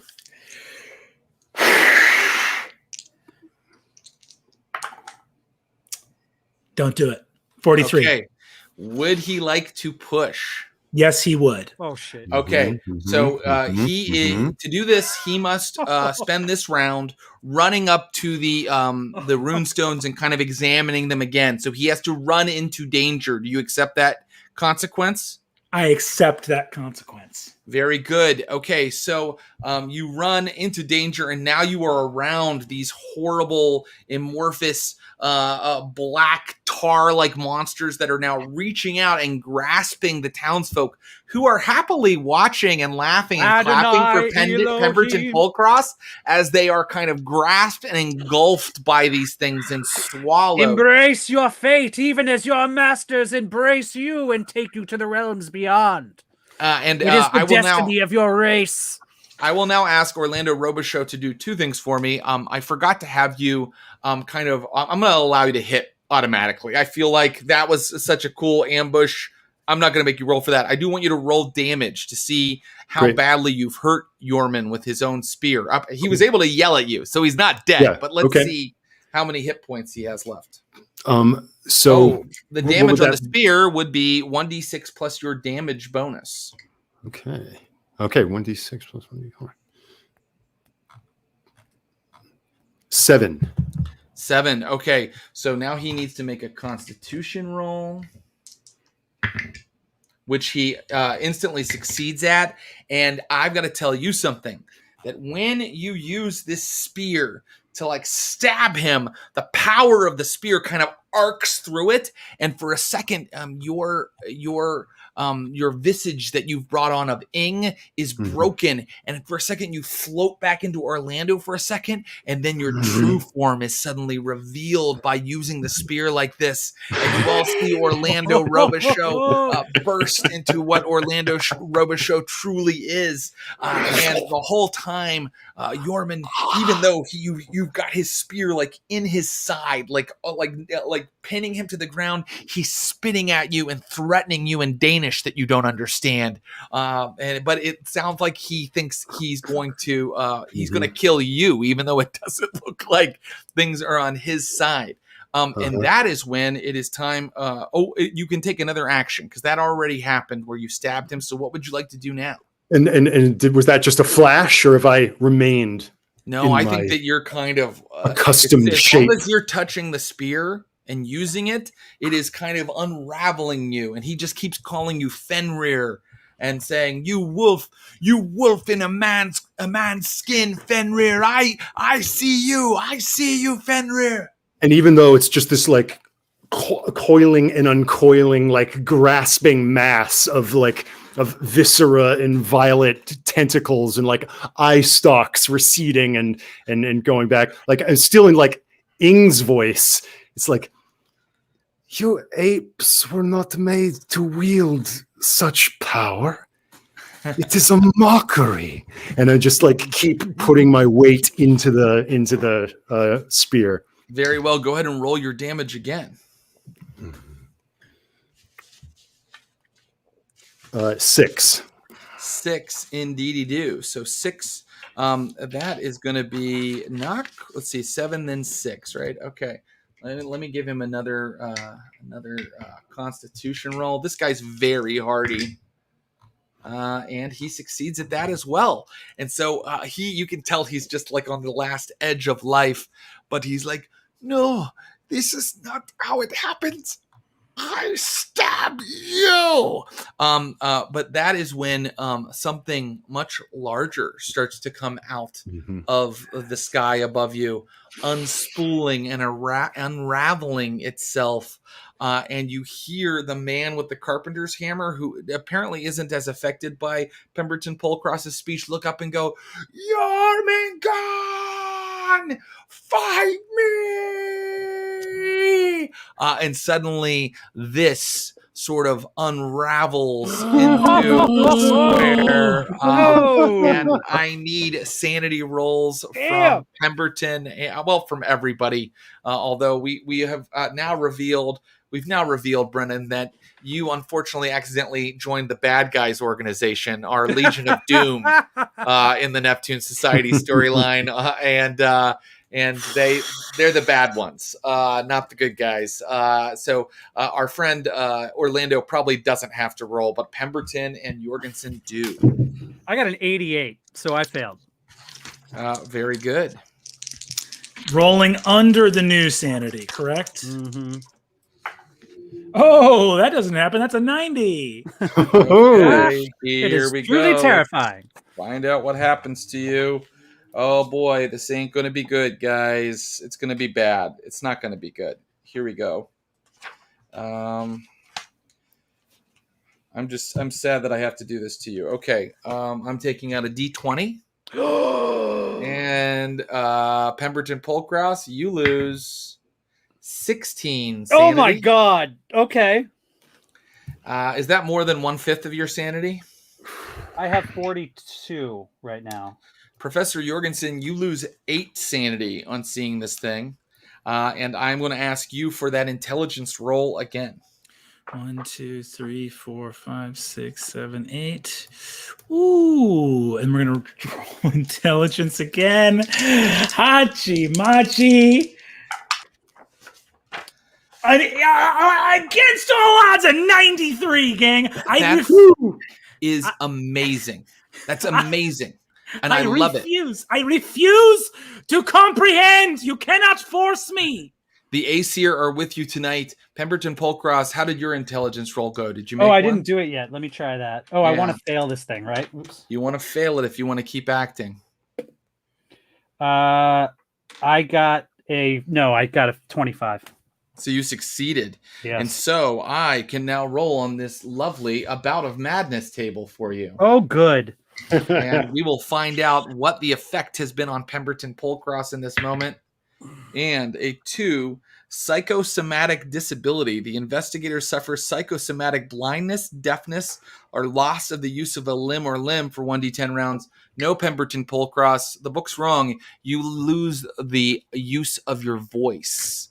On seeing that thing, it is even more horrible than anything you've ever imagined. And suddenly you stop your foul and wicked speech that has brought the townsfolk under a trance. You are suddenly a mute.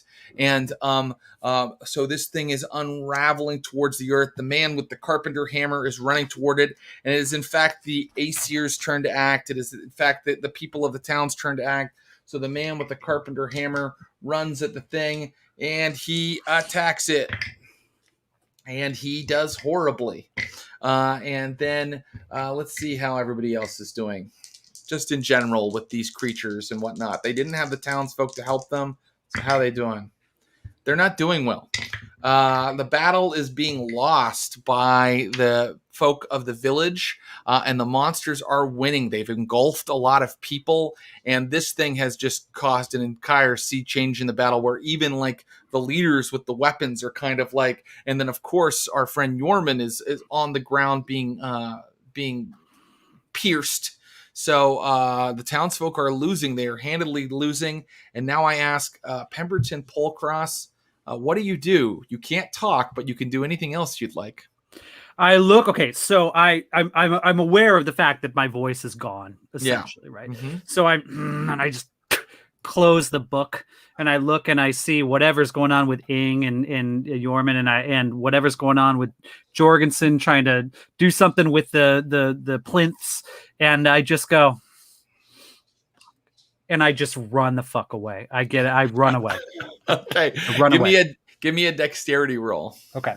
And this is important because if you fail this, you're unable to crushed it. Oh, very good. So Pemberton Polcross runs, his suspenders kind of coming off his jacket, kind of Like blowing copies of the hidden Secret Master's book are like spilling out of his open briefcase Right, because he's just running the hell away. and coils of this world serpent of Jormungand are kind of like swooping through, and he's kind of like barely dodging them. But he has left the circle. He has left immediate danger by the end of his turn, and that's when we come to Professor Jorgensen. Professor Jorgensen, when the monsters go at the end of this round, they appear. They're done with some townsfolk. They're moving toward you. So I want to know what you're going to do.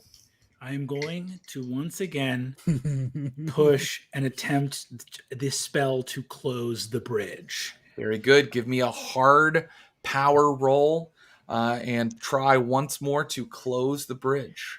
Okay, I'm going to let everyone know what them stakes are right now. My power is 40. I need to hit a 20. I'm going to roll this. Well, I need to hit a 20 unless. So I'm going to roll the singles digit first. That is a 0. Okay. So actually, on a 1, 2, or 3, I'm going to roll the tens digit now. 70. I rolled a 70. Okay. Let me see. So here's what's going to happen. When you push and fail a casting roll, weird stuff can happen. Okay. So let's see what happens. And there's always the succeed at a cost, although I don't want to quite bring that out quite yet. Let's see what happens with the pushed casting roll. I have a table in here just for that. I want maybe the professor should think about self-preservation, or maybe he should think about maybe there is another way to give himself a bonus to that casting roll, something he maybe hasn't thought of yet. And I am not trying to lead you anywhere, Brennan. I don't know what it would be. But I'm saying I'm just trying to help you and give you ideas if you want them. You know what? Don't worry about the failed put, because you didn't push it yet, did you? You just rolled it and failed, right? Do you want to push it now? Because I didn't push it on my last turn. On my last turn, I just want to push it now, and then if you fail it, then something very, very horrible will happen, and the magic will go haywire. But you haven't even pushed it yet. More baby. We're gonna push it. We're gonna push it. Baby. Here Spoken we go. like a true initiate. Woo! Found it. Failed push casting roll. Okay. So you're pushing it. How are you trying harder? What are you doing? What is he doing to try harder? He's going. I look over at Ing. I look at him and I say, "This is right. No, Jorman is wrong. Fenris is supposed to devour the Allfather. For us to survive Ragnarok, Thor must strike down Jormungand." And I look at the guy with the carpenter's hammer and I say, "That is Mjolnir." And I'm going to, as I say the spell, I'm going to shout to that person in Danish and just try to, wait a minute. I'm going to look around. I'm going to look over. Oh, I know how I'm going to push it. Oh, Jared, I know how I'm going to push it. Okay, great. I look around the town. I see a guy with a hammer. I know what the fuck is going on. There's a guy with the hammer. There's a guy with one eye. There's a very pretty boy. There's a lot of shit going on. I know what all this shit is. I look around. Is there just a guy with no body who's just a head? Yes, there is actually a skull sort of sitting kind of nearby. It seems like one of the townsfolk brought it and sit it down in the square. Yes. I'm going to grab that skull and say, "Mimir, give your wisdom to me!" And I'm going to push it this way. And you may add a bonus die for finding Mimir's skull there in the circle. Yes. Okay. Oh shit. Okay. Singles die is a 1. We're gonna roll these, please. One of you Just one of you needs to be a 0, a 1, or a 2. A 0, a 1, or a 2. A 2! 21! I spend a luck point. That is a hard victory. Okay. So your hard victory succeeds, and suddenly the white space above the square shuts like someone clapping shut a box, and it chops off a piece of Jormungandr. It kind of cleaves Jormungandr in twain, and suddenly it starts falling out of the sky, spewing purple goop, which immediately hits Thor. He's Thor. And he's covered in sort of a 27-foot glob of blood that like immediately like pins him to the ground, possibly killing him. The speed and power that it hit with. And now pieces of Jormungandr are falling from the sky. And it is the monster's turn. But with their gate sort of cut off, you see that the townsfolk who finally got Pemberton POLCROSS to shut up, they've got them bound again. They've got all of the spheres sort of back into spherical form. And Professor Jorgensen, you realize that you have succeeded, that you have shut the gate, that you have ended Ragnarök, and for that you regain 5 sanity. And you may now roll that you have a magical item called the Skull of Mimir. I mean, unless one of these people take it from you, but it seems like you've fairly earned it. You're holding the Skull of Mimir, and now we must go to one of our other villains just to see how they react to the fact that the battle has suddenly turned thanks to Professor Jorgensen. Orlando, what do you do? Okay. The old man is dying beneath you, and now he's kind of laughing at you. Fenrir, it was always going to end this way. And I think if it can just like just like return to a like it just it's you see it's kind of the skull like close up over this roiling mass of like veins and stuff, and eyes kind of protrude a little bit too far, like suck back. It's like, it is most peculiar that you have the strength to do such a thing. You are a sturdy breed when the chips are down. I think what is the status of what I'm looking at? Are the creatures now cowed by the remaining townspeople? The townsfolk are all kind of like holding hands and like chanting in unison, and all of the creatures have kind of turned into perfect spheres again.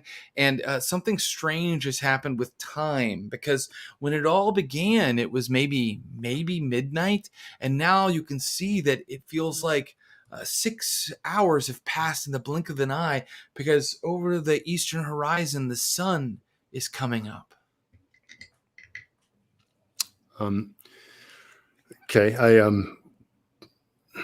just take I have the trident, and I just kind of begin to like kind of fuck it. I try to command the shrinking beasts to have one final burst of energy. I want them to. I want all these implements of control. I want these people to be sucked away, and I'm going to attempt to take control of them right now. Okay, very good. I think that's going to be a power roll, but in order to take command of an army of monsters that are being held by binding sorcery, you must give me a hard power roll, just as Professor Jorgensen had to. Great. Okay. That makes sense. All right. So 70 would be the power. Okay. Let's see. Ooh, I'm going to push. Okay, tell me how he's pushing. Okay, great. So it's like in Orlando's, it starts in Orlando's voice, and it's like, ancient ones, fallers through black gulfs who gnaw on the very tree of existence. Will you let these withered ancestors of a more strengthened time banish you from a realm that is rightfully yours to be claimed? And I stride forward into the center of the circle, and I'm like taking the blood of Yorman off the tip of the bits, and it's like onto Orlando's big domed head, like is like drawing a sigil on like kind of the third eye of his dome. Very good. And like raises aloft the spear once again, is like, listen to an older master. It's like, you were right, Jorgensen. And the voice is like phasing. You were right, Jorgensen. Germs are real. To me, you are a germ. Each space in this universe is larger than you can comprehend, and spirals off into an infinite regress of smallness. Gaze at the greatness of existence. Heed my commands. And he fails. And that is Listen to me. Listen to me. This ribbon that's covered in carefully sewn runes kind of wraps around. It's actually like a rope. It like wraps around Orlando like a noose, and you see that the man with one hand has it. And then Yorman gets up. He's like bleeding, entrails are hanging from him, and he pulls up his spear. And then Thor drags himself out of the muck of the blood of Jormungandr and throws his claw hammer, and it spins and it flies and it nails Orlando Robichaud right in the face, causing us to put that graphic up again that shows what happens when you burst his face open. And Orlando Robichaud, you take let's see here, you take 7 damage, and you make a Constitution roll, because even though in your form you normally only take 1 damage from a mundane weapon, this is not a mundane weapon. This is something else. And I succeed. I just barely succeed on the Constitution roll. I think that now we have done 2 hours and we have seen our climax, and so I am going to now ask for final actions from everybody. I'm going to start at Orlando, then I'm going to go to Professor Jorgensen, and then we'll find out what happened to our friend Pemberton. So, Orlando Robichaud, it appears that you are not destroyed in this initial assault. So what's your last roll of the night? Do you escape? Do you fight back? By the way, the sun is coming up, and your friends, the things you were entreating to join you, are like burning in the sunlight, like shriveling, turning into like huge boulder-shaped raisins, and they're letting out a really high-pitched keening as they do so. Okay. The townsfolk with weapons are all standing around you, and they're holding you with that kind of rope. What do you do? The hammer Mjolnir has like rent a gash across the sigil that he drew in blood, and it's just like tubers are just like pouring out, and it's like knitting and re-knitting.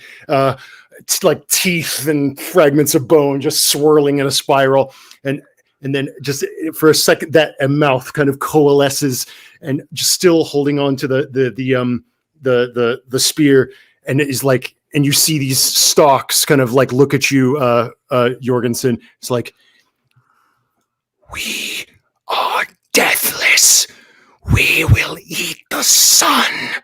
Your world shall be our empery once again. And you will beg for death when we are done with you. And then he melts into the earth. Very good. I think that we will just say that that is what happens. He appears to melt into the very earth. Did he escape? Is he destroyed? Because you see the other members of the leaders of the town. They're like stabbing with the spear now, and like renting the earth with the hammer, and just bashing at where he was. Professor Jorgensen. It is all right. You do not need to destroy the earth. Loki has returned to his cavern. I'm like holding the skull of Mimir. Yeah. I'm just going to look at everyone and say, the son of Verbati and Lofi has returned to the cavern of his imprisonment, but he will escape soon again to ply his tricks. I have found my home. The world of academia has been nothing but a premonition. The real truth found here. And Mimir was just a skull that they brought here, right? Yes. But I can tell you, and please interrupt me or do what you're thinking of, but I can tell you that Jormund comes forward now with his spear, and you can see that he's really like his entrails are dragging from him, like how he has even the strength to walk up to you, and he's like, yeah. You will take my place. I look at him and feel he is like gone for this world. He looks like I mean, how could his bodily structure isn't going to stay standing much longer? I hold the back of his head and put my head to his head and say, the All Father, he can never truly die. And that's when he takes his pitchfork and he starts moving it toward your eye. I have waited for this. Meanwhile, Pemberton Polcross. Where is he? What's he doing? He runs as fast as possible to the center of town, and he's looking around, and he's like grateful that most of the townsfolk presumably ran out to the stone circles. I'm hoping there's not a lot of them there. And he just finds the first horse he can find, and he gets on that fucking thing and rides back to Winfield, Kansas, and hops on a train and just never even looks back ever. And while he is traveling on the train, the man taking tickets looks down at him and is like, what's that? And there is a huge scythe sticking out of the back of one of his bags. Can I talk again? You suddenly find your voice return to you. I say, just a bit of tourist tat picked up at the gift shop. No mind, no need to be concerned. Monroe, can he have this on the train? Oh, that should be in your baggage, sir. No, I insist that I keep it. It's very valuable to me. Please, sir, we'll stow it and we'll let you return it later. It catches a fire, and that is where we will end the story for tonight. Woo! Thank you, guys. Wow. Ross, Bryant, what? I mean, multiple accents at once. I got chills. Oh my God! Pemberton just little the constant marketer, and Jorgensen is the All Father. Oh, amazing! Now, anytime we bring Brennan Lee Mulligan back, he has to be Odin the All Father. The Wanderer. The Wanderer. Oh man, I got to get some fucking sick ravens. I'm already carrying Mimir's skull. I'm halfway there. Yes. Oh, sick. This was so goddamn fun, you guys. I can't believe I joined the bad guys by accident. I mean, some trick we played. We knew that only you would be able to play an advanced game where you joined the bad guys by accident. But, hopefully we can have you back. You can join the good guys, and you'll already be a living god. I mean, that'll be a kind of a fun addition to our 19th century Cthulhu Avengers that we're building all the time. So, yes. Oh, I love it so much. This was such a joy. Thank you guys so much. Wow. Thank you, Brennan. Thank you, Erik. Thank you, Ross Bryant. Follow all these guys on their socials. Let them know how much you love them, and follow everything they do. I'm going to say goodbye for now, guys. Thank you so much. Oh, curse your heart, Jared. Thanks for the invite. All right. It's always a pleasure. Yes. Bless you. Curse you all. Go with Curses. Nyarlathotep. Goodbye. Thank you. Wow, that was fun. And we got to kind of pick up on our Order of Ancient Wisdom crew and find out what they're up to. And it's nothing good. It's nothing good. I am going to read to you what we have coming up. And when I'm done with that, if someone wants to throw out a question, I probably have time for one or two. Guys, Blood and Blades, our shared Blades in the Dark setting, returns Saturday to catch up with Becca Scott, Jasmine Buller, and Josephine McAdam, the Weird Sisters. They are a group of assassins in our Blades in the Dark game. And please note that in recognition of Mother's Day the next day, buy those flowers, guys. This session will be at 5 p.m. Pacific on Saturday. 5 p.m. We normally start at 6. This Saturday we'll be starting at 5 p.m. And then, of course, 24 hours later, it will be video on demand on YouTube. There's no need to inform your own mothers of the change in schedule. But also secretly, everyone actually does think it's cool and wants him to smooth their moms. I don't know what Clinton Crux is writing here, but it's weird.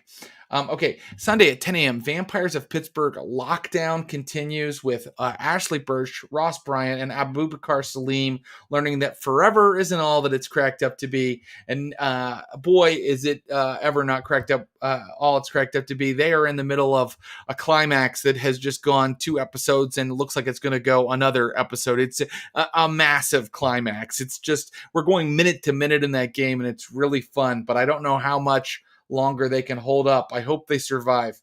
And next week, Taste of Blood serves up another spicy Thaco Tuesday. That's our 1980s style Dungeons and Dragons game. The rules are unforgiving. The armor class is upside down, and you're invited to watch our players die and die again.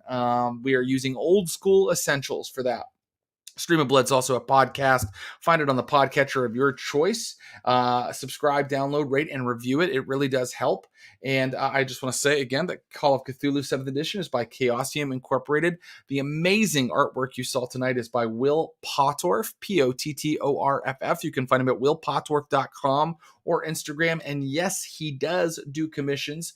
And original music is by Warbird.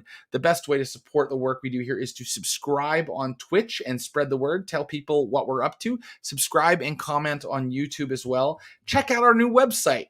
We are at streamofblood.com. You can subscribe to our Google Calendar to see what we have coming up. And of course, we're on Instagram, Twitter, Reddit, and even Facebook for some reason. But the best way to talk to us is on our Discord. We have the Server of Blood on Discord. We would love for you to come there. Tell us what you thought of tonight's episode. Ask us, what we have coming up, and just talk with us about role-playing games and heavy metal and books and all the other fun conversations we get into on there. Are there any comments or questions? Coven is my favorite. Anytime soon? Coven probably isn't coming back super soon because my wife, one of the 3 Coven members, is having a baby at the end of this month, which we're very happy about. But it's not Satan's child, and so it will not be participating in our Cthulhu games. But I'm not shutting the lid on Coven forever. At some point, we would really love to do a big crossover of some sort. And I don't know in what form that would come, but the Neptune Society moves forward in time every episode, and eventually they will be in the 1920s. And that's where Coven took place. So I can see a way for the Neptune Society to meet the Coven girls, and there's a lot of other ways we could do it. So, they're not gone forever. We'll bring them back. How does one join the Order of Ancient Wisdom? Well, it looks like you just have to kind of sign up for Pemberton POLCROSS's mail order, buy the book, and then he sends you pamphlets. So it's fairly easy for an organization that's actually led by a Shoggoth Lord and a legitimate mind-controlling sorcerer. That's the answer. Any chance of getting that old TMNT RPG on Taste of Blood episode sometime in the future? Got me wrong? Sure, why not? I mean, we want to highlight games that have great rules Realms, and I'm not sure that one does. It's pretty old. A lot of games from that time period can be a little bit of an anachronism today, but I'm not going to rule anything out. Of course, we have a lot of love for that game and all of that kind of like early 90s stuff. So we'll try to get some of that on here. And the Discord is the best way to come on and just really kind of try to get some people to rally behind it. Because if I hear a couple voices saying we want to see this, then you'll see it. Okay, I think, Cult Divinity Lost is a great game that I have played with Secret Keeper Clinton Trucks. And wouldn't it be cool if we played our Cthulhu campaign all the way into the 90s and suddenly it turned into sessions of Cult all of a sudden? I think that would be cool. I'm also a giant Clive Barker fan. So again, that's another one. Get on the Discord, start a conversation about Cult. I will 1000% join in. And, we may get enough people to rally behind it that you see it. I want to thank my producers and partners, Brian Baldinger and Clinton Trucks. I want to thank our social media manager, Megan Arch, our YouTube content producer, Matt Moynihan, and our art director, Jill Petracek. The Stream of Blood logo, opening animations, and our whole new look is by Jill Petracek. So thank you, Jill, for that. That's it, you guys. Until next time, Cthulhu Fatagan. Goodbye.